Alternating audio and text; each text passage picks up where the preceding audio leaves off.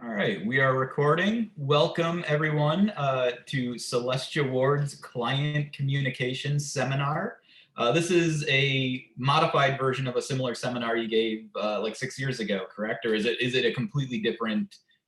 The little column A, little column B. There's definitely, every year is a year of learning, and this year there's some stuff to talk about regarding COVID communication. So there's that. Well, that's important, and I give you the floor. I will shut up. Again, if you need any assistance from my end, just call me out. But if anyone has any questions for Celestia, put them in the chat, and we will get to them at the end of the seminar. All right, Celestia, the floor is yours. Thank you for being here. Okay, hi everybody. My name is Celestia Ward, and I'm here to kind of communicate with you about how to communicate with clients so that we can all become client whisperers. First, I do not have a slideshow for this because slideshows of just principles and words and data points are not very exciting. So we're going to do this in excess style. I've got some cards. If anybody doesn't understand that in excess video reference, just ask a Gen Xer. Okay, so let's see here. Why? First of all, we want to cover why you should listen to me. This is the short portion. This is the short portion at the beginning of my seminar where I'm going to brag about myself, and then we'll get that over with and we'll be done with it. All right. First off, I was a book editor for many years. I majored in writing and I minored in psychology at Johns Hopkins, and then I worked as a book editor. So my job was basically helping people communicate their ideas in the most effective, streamlined, presentable way for readers to understand. Most of you actually own a book I have edited. If you have Tom Richman's The Mad Art of Caricature, I helped him put that book together and edit it. And it used to be just a series of monthly lessons that would show up in exaggerated features back when that was just a pulp magazine, a pulp newsletter instead of a magazine. So after a long while, I pestered Tom long enough to put it into book form, and I bet him it would sell more copies than he thought. And I remind him every chance I can that it's now on its like 6th printing. So that's good. Beyond that, I have had a lifelong love of psychology and how people communicate, how they process information, what types of things can gum up the works and prevent your message from getting through. And things like confirmation bias and heuristics, level 1 and level 2 thinking, psychological shortcuts that our brain uses, despite our very best intentions to be completely reasonable, open-minded creatures. So on that topic, I've actually hosted a podcast called Squaring the Strange. And for the past few years, we have taken a look at mysteries, urban legends, strange phenomenon, current events, internet rumors, and we kind of peel away some of the layers. And it's really surprising how many things boil down to communication or lack of communication. So how we understand each other and convey ideas is a big theme in my whole life here. And finally, taking our topic down from the philosophical back down to the practical. In addition to caricature, I work currently as a PR coordinator with Imagine Communications, and just recently we got named one of the best public relation companies in America by Forbes magazine. So that's now my job. That's what's kind of been keeping me from participating in the convention as much as I want to this week. But let me see here. So my job is now officially to help people sell themselves and communicate a message. And so you folks want to know some helpful communication shortcuts or rules of thumb to help you sell yourself, help you communicate with clients. And let's be honest, when we say communicating with clients, what we really mean is making clients do what we want them to do. And so I got you, boo. We're going to cover all that. One thing I am not is I am not a lawyer. So I can't help you that much when it comes to formulating your contract. You want to get some actual legal help with that as far as contracts go. But especially in this time of pandemic, just as a reminder that you want to make sure you're revisiting your boilerplate contracts and you're making sure all the important things are covered, as well as things that you have not had to think of until this year. Who is responsible, just as a rundown here, who is responsible for handling the interface and moving participants into a Zoom room when you're working a remote event. What share of the money do you keep if the client's virtual party crashes due to technical difficulties? And I have had this happen. How is rescheduling handled if your platform doesn't function? What is your plan if you arrive to an event and you see that, like a live event with real people in real time in the meet space, and you find that there's no safety measures in place, even though you were told everybody would have masks? There's no masks, there's no efforts at distancing. Legally, what do you do? You might want to pull out, you might want to put on your contract that you have the right to vacate the premises and keep the deposit for your trouble if you encounter that situation.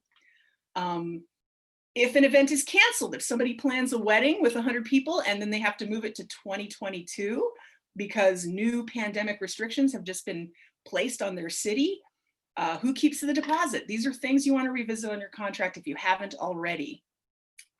And also, how will you handle having to pull out of an event if, for your own health concerns, if the COVID numbers spike in your area? This, again, has been something I've just had to deal with. And what is your liability if you have to pull out of an event due to getting a confirmed case of COVID, a positive test, even if you're asymptomatic, or if you're just exposed to COVID and it's recommended that you quarantine, even though you don't have a positive test yet? These are things you want to put on your contract or at least discuss with your client beforehand. I just had a COVID-related thing happen to me this week, and it was through an agent, so I didn't have to worry about putting anything on my contract because there was no contract. It was a word-of-mouth agent gig that we all get, where they take care of the contracting. And an agent booked me for a 3-day event. Those are so nice. The money is so nice when you get a 3-day event. But this was back in August when the Nevada COVID numbers were heading down. And with the declining COVID numbers, I was getting a lot more optimistic about working live events again. And right around 500, they were sort of sitting at. And so I agreed to happily work the event if COVID numbers did not spike. And I think a saving grace here is I was not fuzzy in my communications. One person's minor blip in the COVID numbers is another person's huge surge. So I gave the agent a clear number. If the second wave of COVID infections did happen and the numbers for Nevada went over 1,000, I said I would not work the event. So picking that number might seem kind of arbitrary, but that's actually one of the things that I wish our national public health was able to do a bit more effectively, is picking benchmarks. And so you need to pick a benchmark yourself. It's now your responsibility. Pick a number and say, if COVID infections rise above this, I will have to pull out of the event. Are you good with that? Here's my contract. Here's what you must agree to in order for me to get contracted for this event. So as it happens, cases here in Nevada are not over 1,000. They are getting close to 2,000. So it's been 1,500 to 2,000 this entire past week. So of course, the agent was not surprised or really upset when I told him that, as he expected, I'd be pulling out. And I found him the numbers of a couple of other colleagues in the area that are a little bit more desperate than me, and they're happy to work it. So good for them. And so I'm not really worried that I've burned a bridge with this agent, because I was clear. I set a parameter from the start.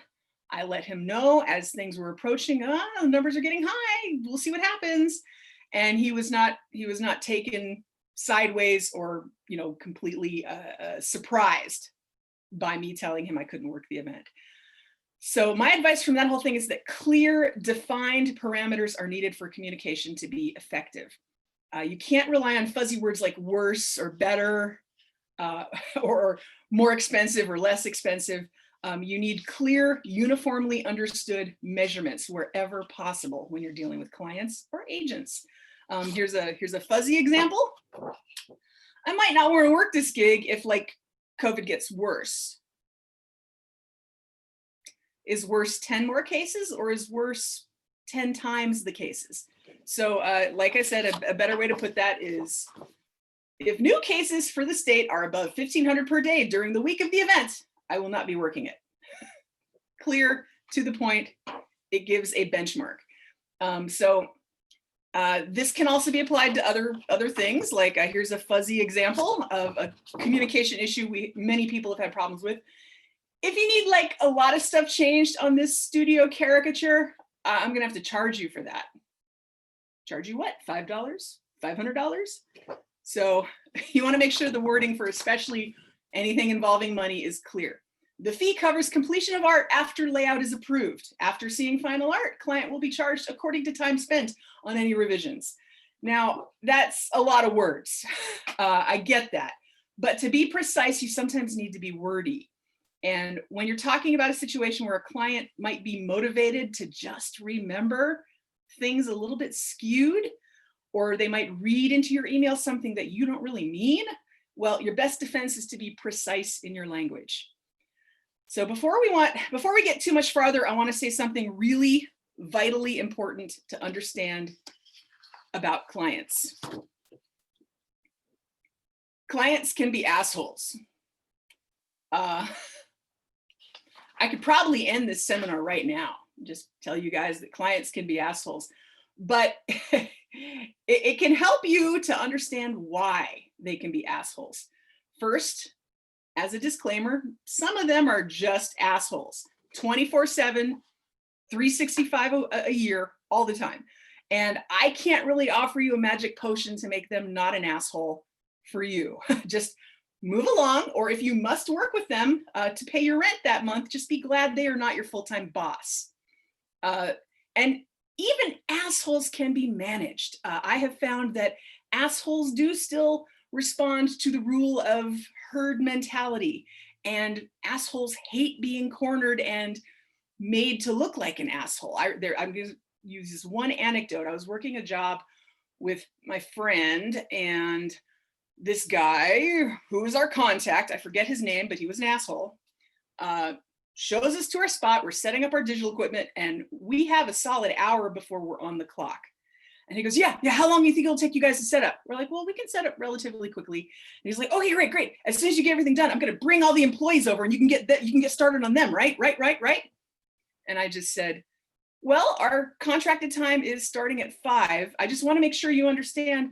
I just want to make sure you don't mean start early for free, right? We do occasionally have somebody who wants us to start for free early, but I mean, if you want to get the employees over here first, if they get here right at 6, we can start them and we can, get them in line first. And he's like, oh, no, I didn't mean work for free. I just meant I'll get them over here at 6. And he left, and my friend turns to me and goes, that guy totally wanted us to start for free and to draw the employees for free. I'm like, I know, but if I had called him on that and said, we're not working for free, then he's going to be more of an asshole. If I give him an out and say, some people who are assholes want me to do this horrible thing, work for free. You don't mean that, right? Oh, no, I don't mean that, because I would never be an asshole. So make sure there's ways to confront people about asshole behavior that isn't directly calling them an asshole about it. And of course, I love the word asshole a little too much. I'll try and cut that back a little bit. So remember that the vast majority of people that you work with, if they seem like they're assholes, they might just be temporary assholes. Specifically, they are temporary assholes when they hire us, because, and it helps to understand why, a lot of the people who book you are going to be inexperienced first-time bookers who, one, don't understand the art of caricature, and they are thinking of you as purely a commercial transaction. You need to get used to this, because we are commerce. We are not museum art, we are commercial art. I know all you artists who have worked at fairs and state fairs and festivals have had a hard knocks lesson on this your entire careers. These people who are booking us are also usually under a tremendous amount of stress. They are trying to organize things for possibly the biggest event they've ever handled in their life, if they're planning their wedding. And even when somebody reaches out for a small party, like they're going to have an extra special birthday party for their 3-year-old, or a baby shower, or a retirement party or whatever, usually these folks are juggling a bunch of different tasks, and they are worried about the budget and they're freaking out about whether or not they can impress their friends and their family and who can make it and travel stuff. And the pressure can get to them, and pressure makes people assholes. So just understand that and try to approach any sort of bristly communication that you might get from a client, be it an email or a text or even a phone call. Just approach everything like that with a sense of charity and understand you might be catching them at a really bad time. Number three, they might seem like selfish assholes because they are just trying to get as much as they can out of you. You know, like the guy who wanted me to start for free early. Well, yes, no duh. That is literally how every human on the planet behaves when it comes to buying a product. And we are a product. So we are commerce. Don't take it personally. This is the same instinct that makes people look for sales or use a coupon or ask hotels if they can offer an upgrade, or, you know, makes them grumble when a plumber tells them that fixing the pipe is going to cost $400. So it's everybody, and you can't get away from that. And honestly, I see frugal behavior as a sign of intelligence. Game recognizes game here. I tell them that too. I tell them, I appreciate that you have a budget and you're trying to be smart about how to apply that budget and get the most bang for your buck. And then you go and you tell them the many ways that you are a good value. More on that later. Now, in terms of general communication, how you get your point across to clients is going to vary depending on your personal style. Some of you might be more talkative. Some of you might be really good at talking on the phone. Others might prefer email or text messages and hate the idea of another human voice interacting with you. And some of you might be blunt and keep all your emails under like 2 sentences when at all possible. And the really proactive ones of you out there have a library of information sheets that you've created to tell people exactly how to take a good reference photo or pick a good spot for the artist at a live event that's far away from the DJ but close to the center of action. You know, so I'm not here to tell you to revamp any of your personal brand of communication. Rather, I'm going to go over some core principles that will help your client listen to you. Because all the info sheets in the world aren't going to do a lick of good if nobody reads it. So let's talk about some principles grounded in psychology here that will help you increase the likelihood that your message will get through. So here we go.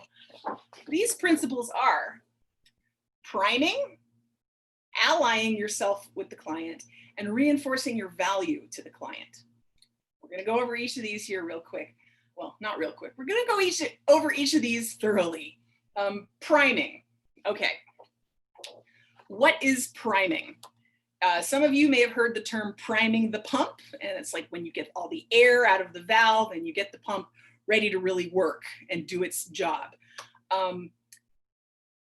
In terms of education or communication or psychology, priming somebody is a way to get the brain ready to learn a new concept.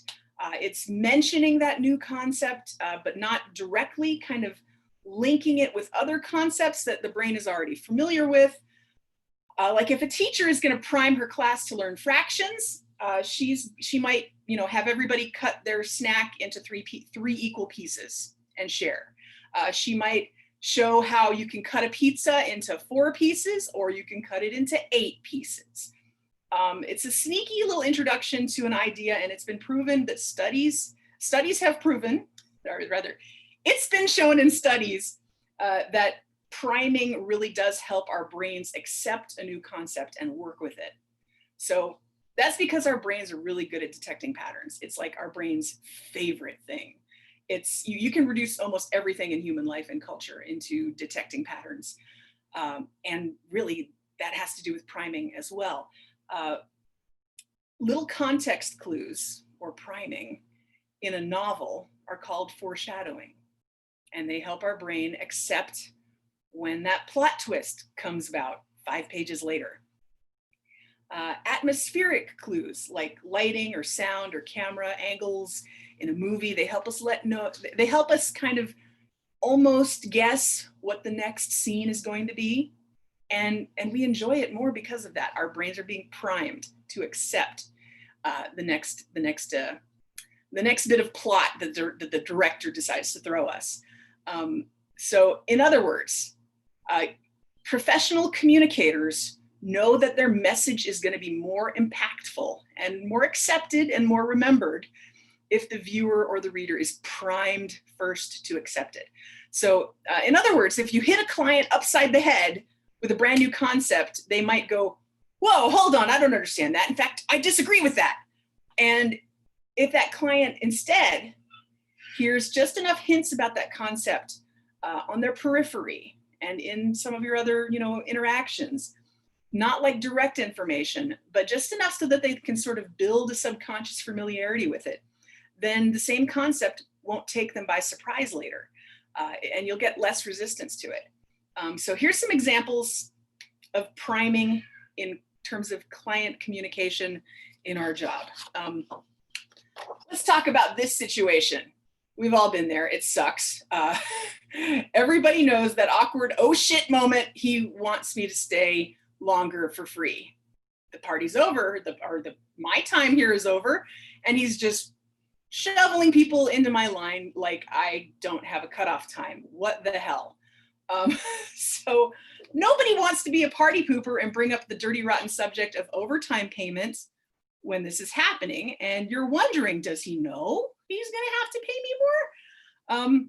And I find a lot of that can sort of, and yes, some party hosts are going to be willfully ignorant that of the fact that your time is money and that this is your trade. And in their mind, they have rationalized, oh, the artist looks like she's having such a good time, and these drawings are great, and she's my buddy now, and she'll stick around for free for a little while longer, and we didn't get everybody drawn. She said she'd draw everybody, right?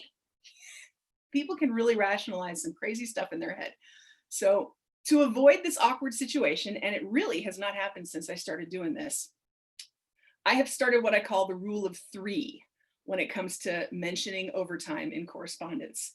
I mention the word overtime and the fact that overtime costs money at least 3 times in the back and forth that I have with the client.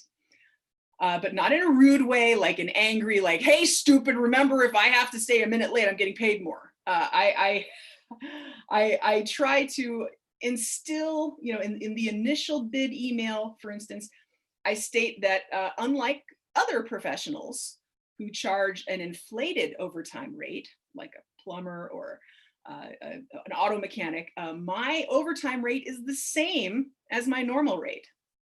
And this offers you the flexibility to book for 2 hours. And if it ends up going to 3 hours, you can pay me the night of the party for that extra hour.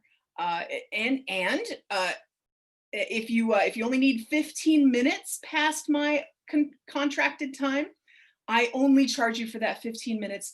I prorate any overtime if you only need a part of an hour. So you don't have to pay for an entire extra hour if you only have, 4 extra people you have to get drawn. So that sounds great, right? I mean, routinely when I present it this way, clients are like, oh, that's great, you prorate, how wonderful. Well, yeah, but I've just primed them to expect that no matter how much fun it looks like I'm having, if you keep me an extra 15 minutes, I will be charging you for that extra 15 minutes. So that's overtime mention number 1. Number 2 comes the day before the event when I call to check in, as many of you do.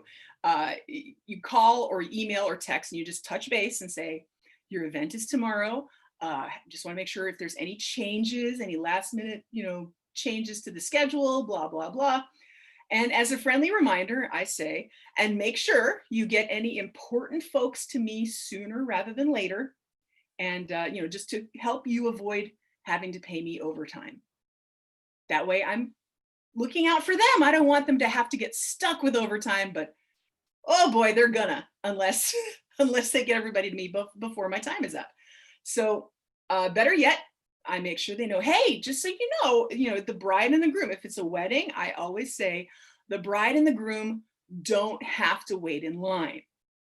people at a wedding understand that when the bride and the groom show up, they move aside and they'll wait an extra 10 minutes and I'll draw the bride and groom without making them wait behind 4 other couples, because it's their, this is their whole reason for the party is them.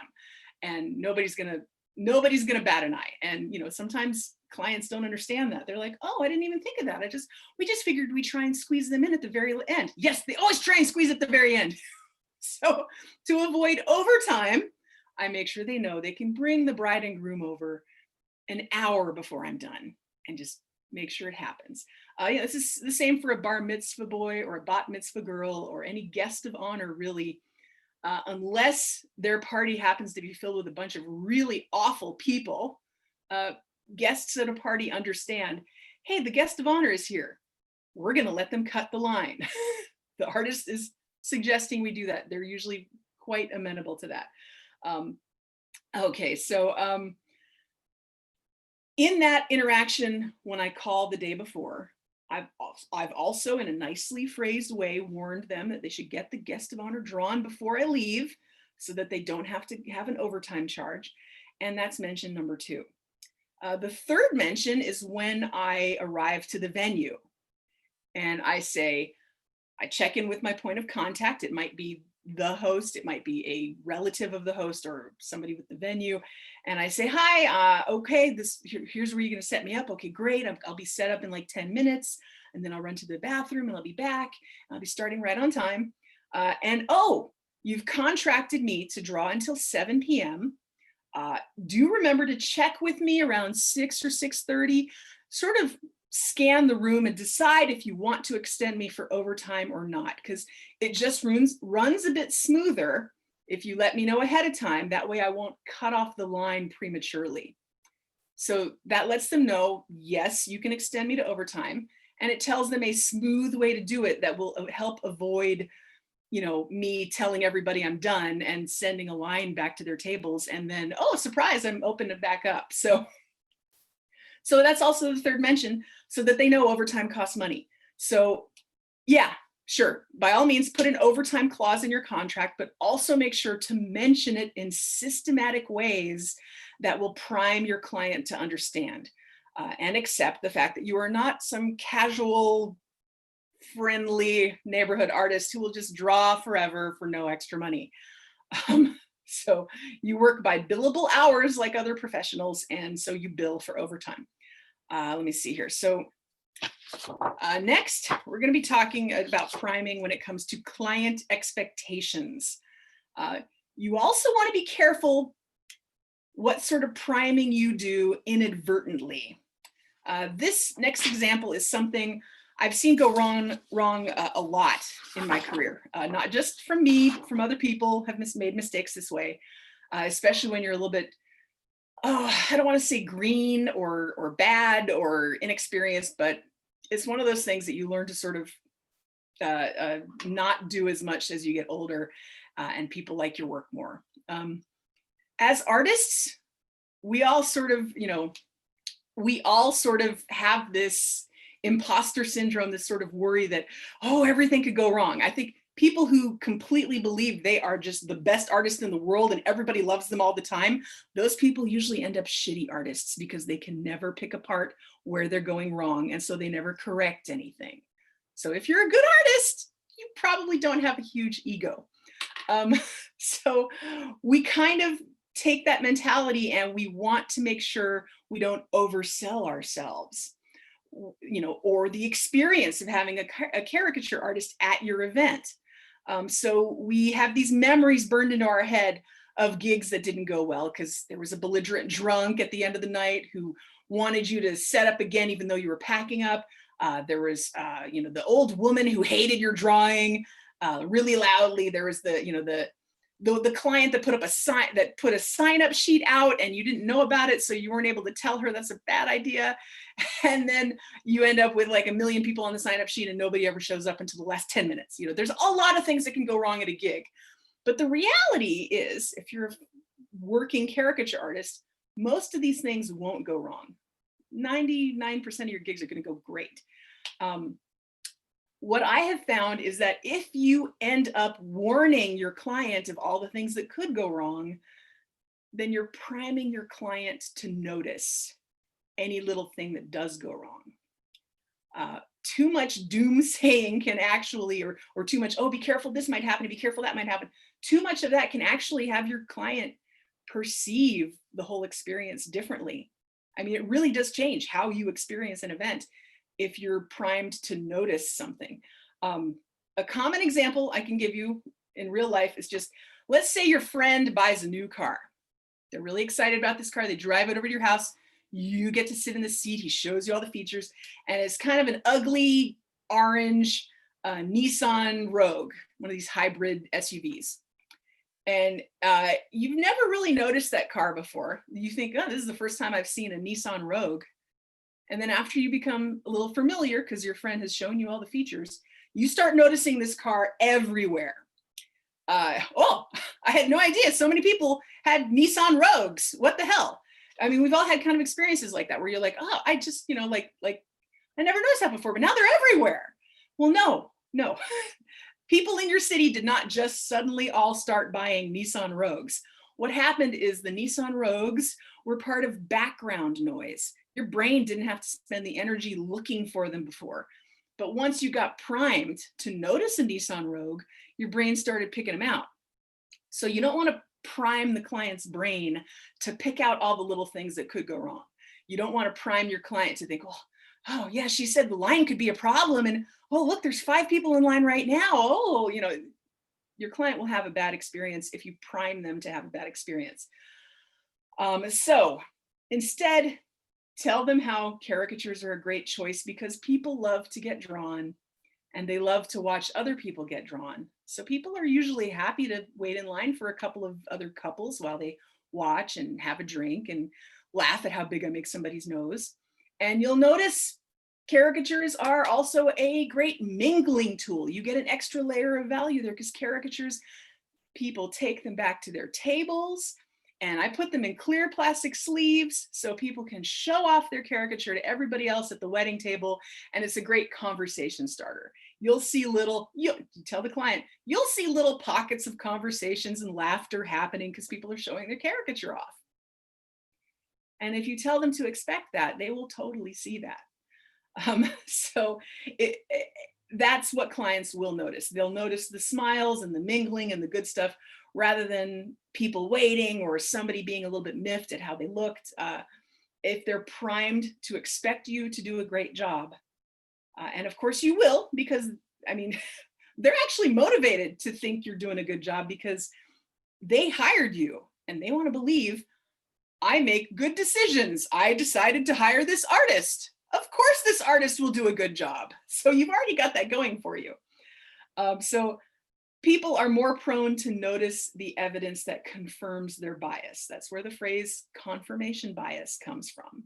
So prime them to have a confirmation bias that's at least slanted toward the good stuff, the people showing off their pictures, the smiles, the giggles. And should you completely tell a client that nothing ever goes wrong? No, of course not. But I typically tell clients that 99% of the time, things go great. And people understand that when the line is cut off, they understand that, people are just happy they got to watch. The people who are really caricature fans are going to be first in line anyway, so you'll get those people done in the beginning. And I can always give them a card and they can order one from me later online if they absolutely must have a caricature. So just like a DJ can only play so many requested songs, there is a reality there that a caricature artist can only draw so many faces, and people understand that. I make sure I let the client know, because clients don't know what people understand. They've never planned a party. They don't know people will understand. So I make sure I let them know people will understand that in fact, I use that analogy a lot, the DJ analogy. People get that one. A DJ can only play so many requested songs. People understand that. A caricature artist can only draw so many of the faces at a 200-person wedding, and people understand that. So then I kind of, in a sneaky way, I add I'm sure your group of guests are civilized, nice folks. I mean, do you anticipate any problems I should know about? And of course, they're going to say, no, my friends and family are wonderful. Actually, I did have a woman one time take me aside and she said, my entire family are cheapskates and they're pushy and they're going to make you try and stay for free and don't you dare. So, okay, props for honesty. I've had a lady tell me, yes, her guest list was filled with assholes. So I was at least warned, and I knew I had the client on my side there. The client did not want to pay for overtime, which I had primed her 3 times to understand would cost money. So that helped me there. I had some good intel on my side. So anyway, by framing any potential problems this way, I'm essentially putting the onus on them. Not in a rude way, but I'm communicating that I've done this a zillion times and rarely had any problems. So if their friends are nice, civilized people, then all should go well. And it puts it in their head that if there's an issue, if there's a problem, well, instead of getting a talking to about it or a frustrated client, you might get an apology.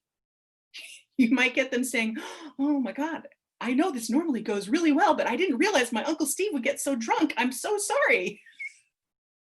Rather than expecting you by some crazy standard to actually satisfy everybody there, even drunk Uncle Steve. So anyway, moving on, the next example I can think of that involves priming is revisions on a commission. And just like I did mention at the top of the talk here, when I talked about contracts, you want clients to have a clear picture, a precise, not fuzzy picture of what you mean by revisions to a studio caricature. I personally do not mince words when it comes to revisions, and I let clients know at each stage. This is the layout stage. You can tell me now if you want some element positioned differently. Bear in mind, if you okay this, and then at the final colored art stage, you want me to move something around, then revision fees will apply. These are based on how much time it takes me, and digital art is not magic art. I cannot hit a button and just do that. I've got layers upon layers by the time it's finished, and I can let you know how much a change will likely cost, but they're not usually super easy and cheap. Granted, that's a lot to communicate, but the earlier you can sort of instill that notion that revisions cost money, just like overtime costs money, prime them to expect that, then you're at least kind of, you're heading off some potential disasters. Even if you just say revisions are not as easy as you think on digital art, that's why artists charge for them. And there you're getting the collective power. You're not just saying that's why I charge for them. You say that's why artists charge for them. You're not going to find an artist that doesn't charge for revisions. Don't any of you ever do revisions without charging for them. But you're at least priming the client to understand that they are not going to get unlimited changes. This will not be a situation where satisfaction is guaranteed and you as the artist will work forever to just get it just perfect for them.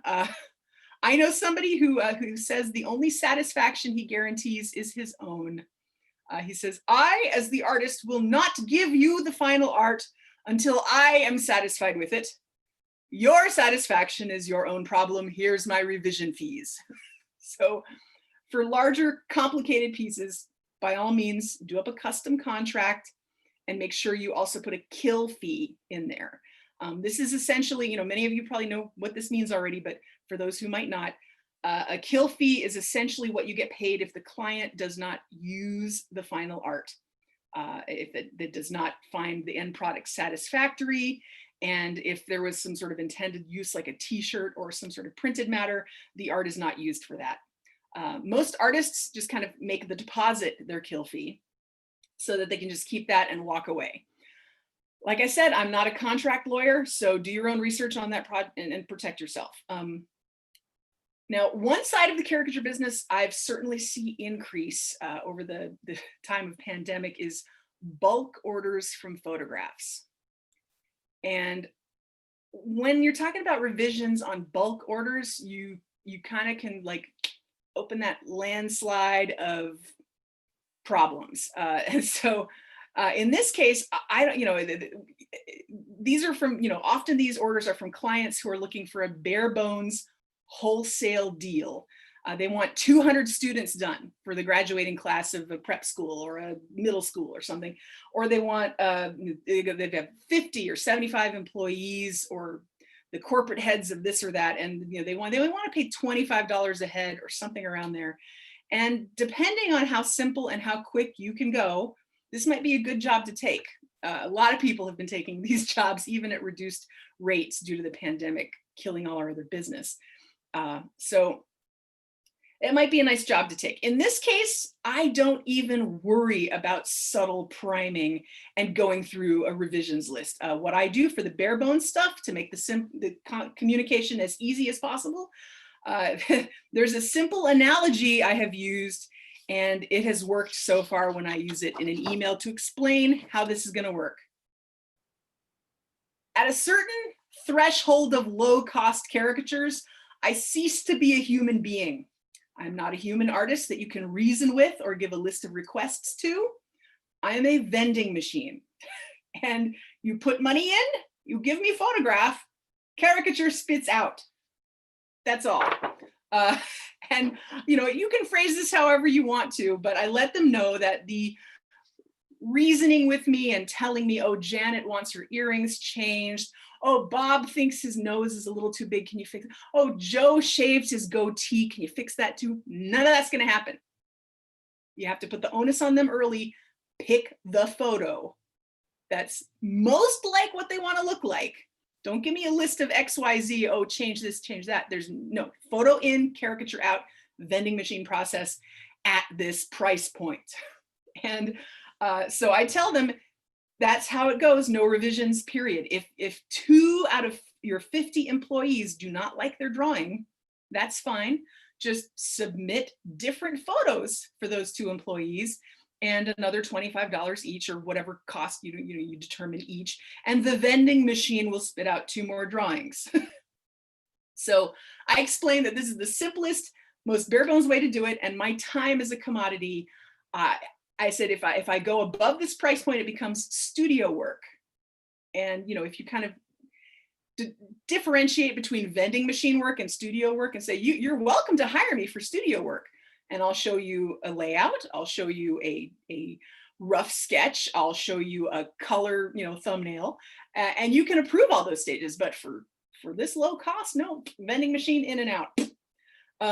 So, have I bent this rule occasionally? Of course, every once in a while, just somebody's eyes were actually blue instead of green. If it's a really quick and easy fix, yes.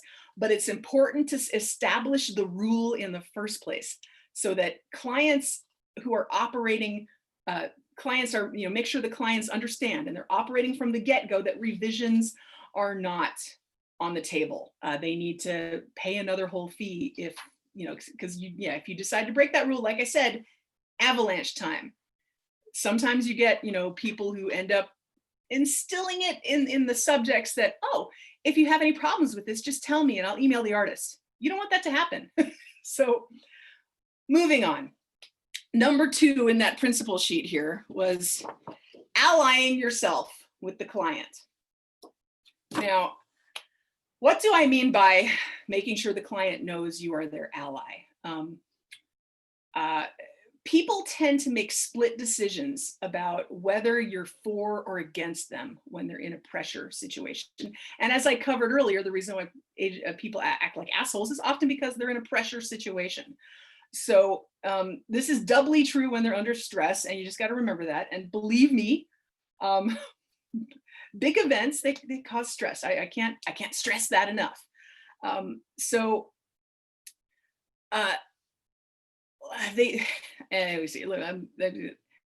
Usually people decide you're either for or against them when they hear the word no. And then the rational, and that's the lizard part of their brain acting. You can't reason with that.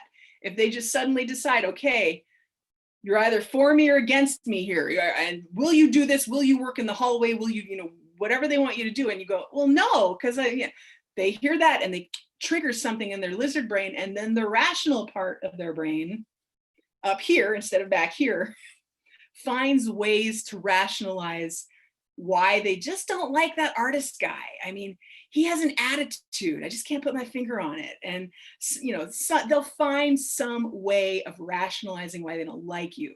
But what it is that little fight or flight part of their brain usually it's hearing the word no or some other little thing, has told them that you're not an ally, you're an enemy.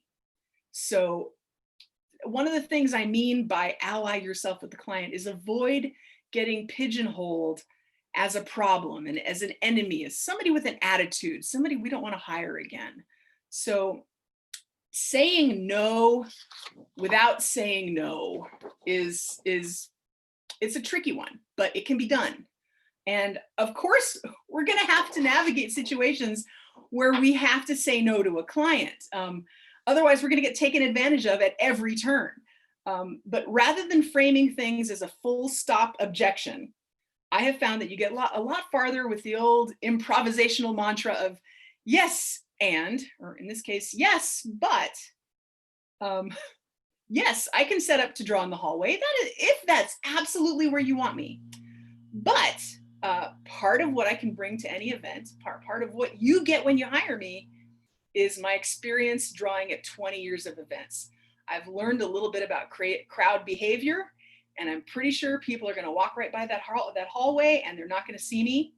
And if you put me in this other spot here by the donut wall, people are going to mingle and be much more entertained by the drawings as they take shape, and people love to watch. So if you just change your no to yes, but, and even if they insist, oh no, I want to put you in the dark hallway, that's the only place I can put you, just say, yes, but how about as an insurance measure, if I haven't drawn anybody in the first half hour, I'll text you, and I can always move my easel. It'll take 5 minutes if you want to move me anywhere else and get more value out of me for the party. So that you're not giving them a full no, you're wedging in some, alternate ways, and they're presented as an improvement. I'm framing it as an improvement in my service rather than a full stop no. So yeah, I mean, you want to emphasize that, I've got experience. I can give you advice on how to make the most of having a caricature artist at the party. And you just remember, you guys don't have just drawing ability. You have expertise at making parties work. And nobody values expertise unless they are made aware that they are in the presence of expertise. So just remember that there's a subtle art, there's a subtle distinction involved when you walk that line. Just make sure the client feels like you got their back rather than feels like you're talking down to them. It's really, that's what I mean when I say make sure your client knows you are their ally, not their enemy. Because if anybody feels like they're getting talked down to, then lizard brain goes enemy. So I'm very careful to phrase things, here's an example here. I can help you figure out ways to get the most bang for your buck. That's a good way to phrase it. If you phrase it in another way, back off, I've worked more parties than you, dummy, or something along those lines, you're not going to get very far. So, and I've seen artists do this. I can't believe it. But yeah, some things that I consider instinctual, I've seen other artists just like, hey man, I've been doing this a long time. You don't even understand. I've seen artists use those exact words. So yeah, whoever said that, D. Deloy, confidence, when it's used without arrogance, confidence without, I'm going to steal that. I like that line, confidence without arrogance. So anyway, that not so subtle difference is what I mean by being an ally, being on your client's team. Make sure they know you are not arguing, you are looking out for them. So that also goes for allying yourself with the point of contact when you're working on one of those bulk orders I talked about. Another example I can talk about when it comes to protecting, when it comes to giving a sense of allyship here is when you're dealing with that company representative who has to send you 50 photos or 100 photos from everybody at the company. This, like I said, this type of job is getting a lot more common. in the pandemic era here, as people try and figure out things to do for their employees, even though all their employees are stuck at home all the time working instead of at the office or at the office party. So anybody who's done one of these large batches knows the person wrangling all the photos has to do a lot of work. And you don't just need them to, you don't need to just make sure that the company liaison is aware that you're on their team. You also need that company liaison to be on your team. You need to look out for each other. That you really both need to be allies there.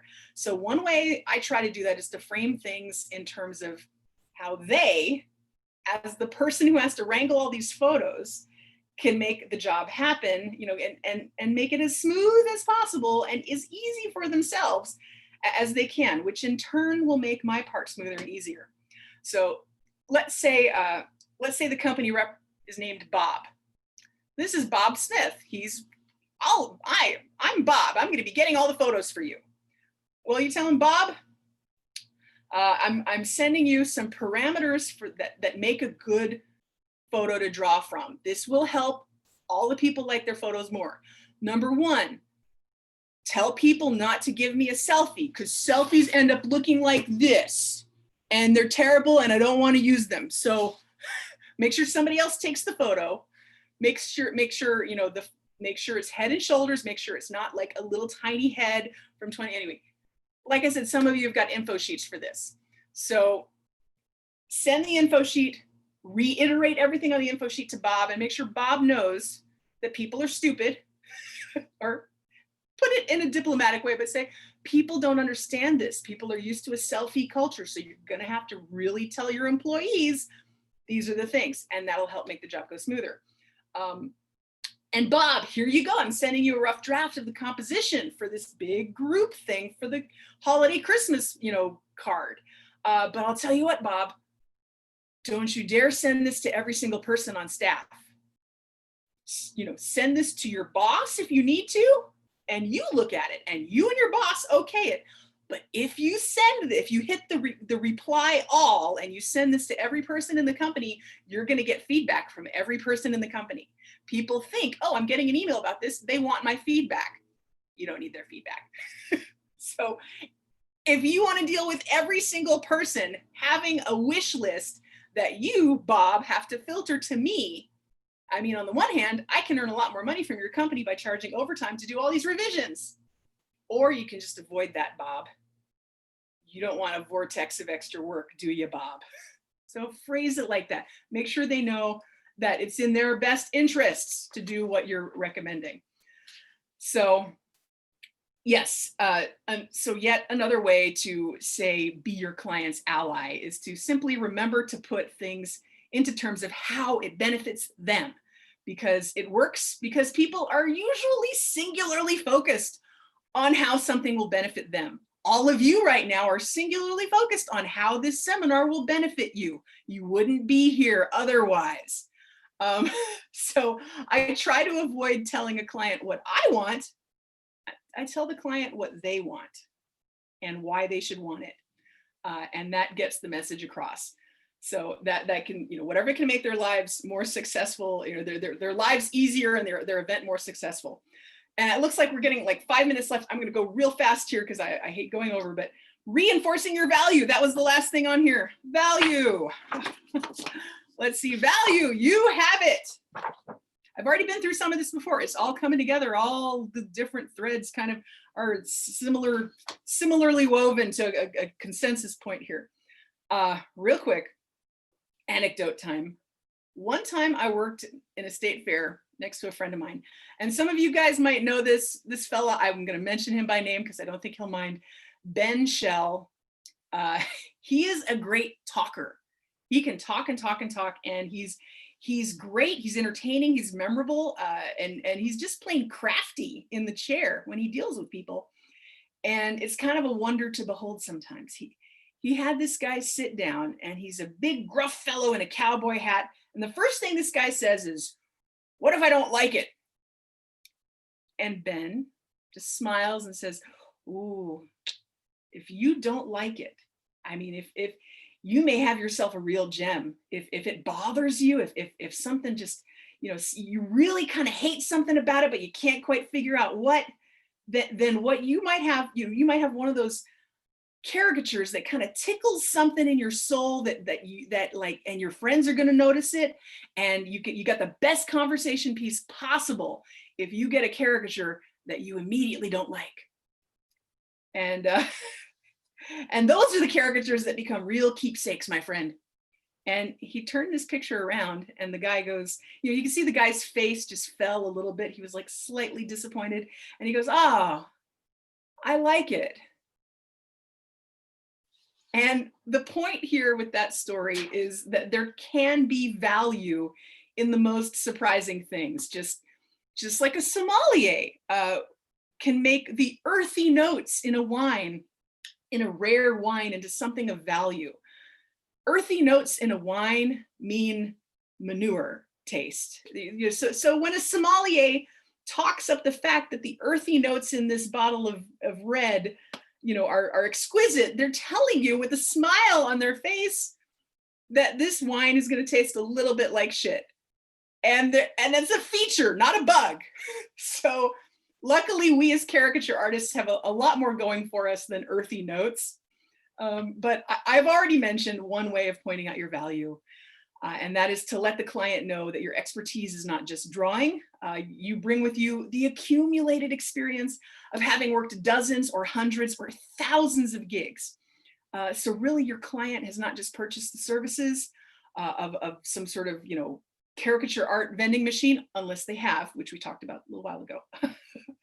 But you're also kind of an experienced party consultant, and let them know you'd be happy to help with any decisions like where to place the artist at the event, or even, how to, like I said, how to get the staff to provide the best photos without being asked multiple times.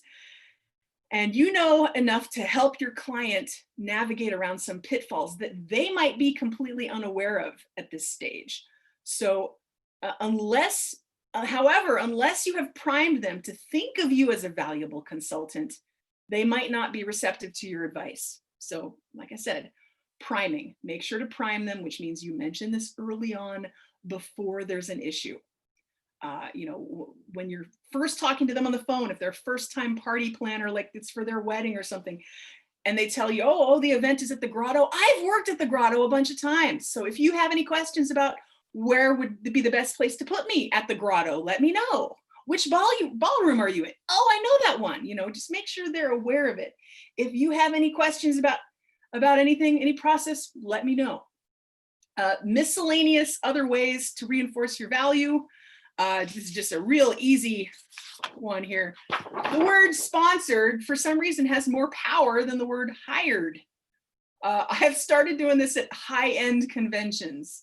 I have found that when I tell guests, convention attendees, I hope we have live conventions and convention attendees again someday soon. Anyway, when I tell convention attendees that, I've been sponsored by Acme Power Tools to come here and draw you guys today, people are pretty impressed, more so than if I just say, oh, yes, they hired me to be here for the day. No, they sponsored me. Because people, even in the technological age we live in now, people are still really impressed with a digital setup. And to just add to their sense of awe, if you add that word sponsored, then it seems to elevate the experience a little bit than if I was just hired, like some typical booth employee. I think it kind of conjures up narratives in their heads, like I'm some semi-famous animator person or digital artist, and the company has sought me out and convinced me and lured me to work on the convention floor with them for this one time, which is giving them a lot of credit, which they like. I've had booth staff and the booth managers tell me, I like how that sounds that we've sponsored you. Because I mean, big companies sponsor talent, little companies hire booth babes, so they like that word sponsored. Put it in your vocabulary. Let me see here. The last of all here, forward the love. Your client who has been running around with like 11 billion things to do, they're not going to stand right behind you and be able to see every experience you have. They're not going to be able to see all the people who are like, oh, I love this. This is way better than the one I had done at the beach. And oh my God, so I live, you know, they're not able to see all those compliments. But as best you can, when somebody says they really loved what you did, they say, you know, make sure you tell Bob that he hired me. Make sure you let Bob know it was a good decision. Bob's really busy, but I think, you know, he'd be happy to know you enjoyed the caricatures. And the client really, really appreciates that. In fact, they appreciate more than you realize because they're under a lot of pressure, and really they remember compliments about themselves, and they're going to get a compliment that's like, Greg, you're so smart for having found that artist. And that elevates them, and they love that. That sticks in their brain. People are going to remember it, and they're going to want to hire you. And I've had this happen where, you know, as long as they have heard from the people that oh yes, you made a good decision, Greg, in hiring this artist, they'll chase after you at the end of the night and say, so many people told me you were the hit of the party. I heard more compliments about you than any of this other stuff I paid way more money for. And we're going to have you back at every event. And that is how you start getting a regular stable of clients. The end. And if anybody wants my info, you can take a quick snapshot of that. I'm on Twitter, Celestia Ward, Instagram, Celestia Ward. My Facebook and business site is Two Head Studios. You can Google that. And the podcast I run is Squaring the Strange on all of your podcast providers. And the end. Questions. All right. Let me see here. I went 4 minutes over. Sorry, Tom. Is that okay? You're good. Yeah. Okay. Yeah. People in the comments are telling you we should pay you overtime. Oh, I didn't prime you guys to say I was gonna. Can you send me another shirt? I'll take it. Sure. Okay. Trying to look and see if there are any. Have you ever told the cynical client if they didn't like it, they didn't have to pay for it? Ooh. Well, it depends on what you mean by client. You mean like somebody, like a person walking up at a fair, like a 5-minute carnival client? Sure. In fact, I try to keep that quiet. You don't want to say that loudly at a fair. If you don't like it, you don't have to pay for it. No, never say that loudly at a fair, because you'll have everybody coming up trying it as a, free sample. So yeah, but of course, what I usually say is, look, I don't ever want somebody to pay for something that they don't want, that they're not going to use. So I'll keep this, and you don't. But yeah, it gets way more complicated. It gets way more complicated when you're talking about commission work or party work or anything like that. So let me see here. Caricatures courtesy of Carnival Cruises from Mary K. Williams. Yeah, that's smart too. Sponsored by or courtesy of is always good.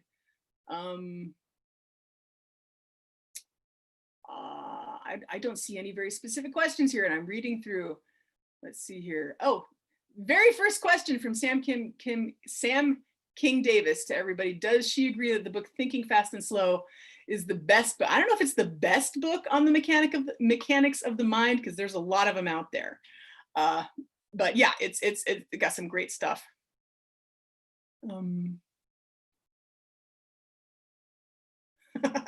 Tom Farashi says, if people lead with that question, I tell them I charge double for hurting my feelings. Yeah, okay. Looking for more questions. Svetlana, any tips on finding clients? I have found the most reliable thing is word of mouth.